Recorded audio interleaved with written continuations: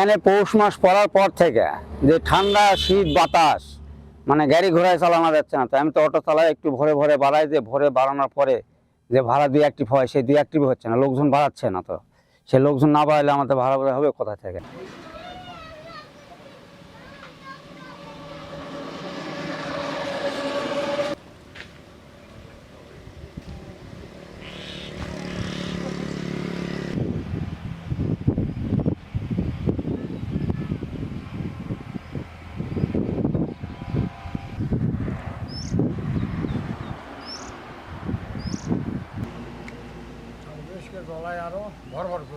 তা কুয়াশায় কাম সারা হয়ে গেছে, উঠাই যাচ্ছে না, ল্যাপ খেতা নিয়ে তো পড়ে আছে। এক ভাত খাবেন কে আগে, ভাত পাবেন কোনটা থেকে?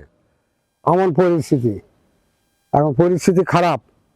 এই 3-4 বিঘা ধান লাগাচ্ছে, মুচ্ছে পড়ে যায়, সব শেষ।